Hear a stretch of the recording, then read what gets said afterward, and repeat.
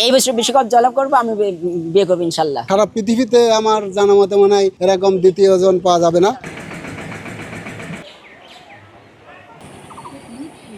আসলে আমি ছোটকাল থেকে আমি ফুটবলের একজন ভক্ত। ফুটবল খেলা নিয়ে আমি সবসময় থাকতাম।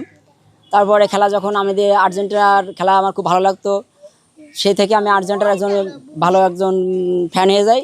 তারপর সেই ভালোবাসার কারণে আমি গতবার আমি একটা বাড়ি রং করছিলাম, বাড়ির ভিতরে এবং বাইরে সব জায়গায় আমি রং করেছিলাম। তাই সেই অনুসারে এবারে পরপর আমি আরও আমার দুইটা বাড়ি আমি এবার আর্জেন্টিনার আদলে আমি রং করছি। আমার আর্জেন্টিনার প্রতি একটু আমি বেশি ভক্ত।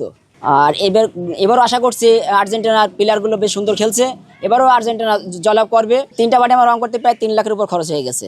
দেশের মানুষকে প্রতিদিন সুরক্ষিত রাখার প্রত্যয় নিয়ে সেফটি কেবল সহ এলো সেফ সিলিং ফ্যান। জি, পতাকা ব্যানারটা দিয়ে প্রায় 4 কাছাকাছি আমাদের চলে যাবে খরচটা। বিয়ের বিষয়টা হলো যে অন্য ধরনের, কিন্তু সবাই বলে বিয়ে করার জন্য। আসলে বিয়ে করা তো খুবই একটা আশা করছে আমি বিয়ে করব।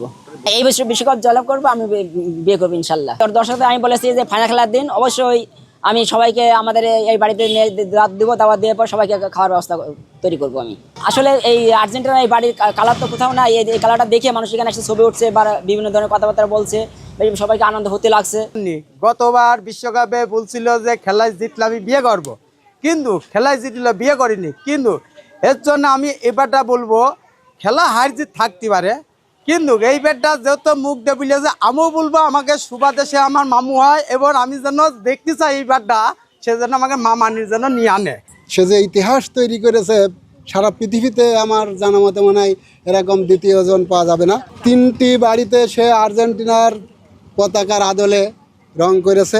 গত বিশ্বকাপেও তার একটা বাড়িতে রং করেছিল এবং সে আশাবাদী ছিল, এবং গত বিশ্বকাপে তার আশা পূরণ হয়েছিল। এবারও সে আশাবাদী। আমরাও চাই তার আশা পূর্ণ হোক।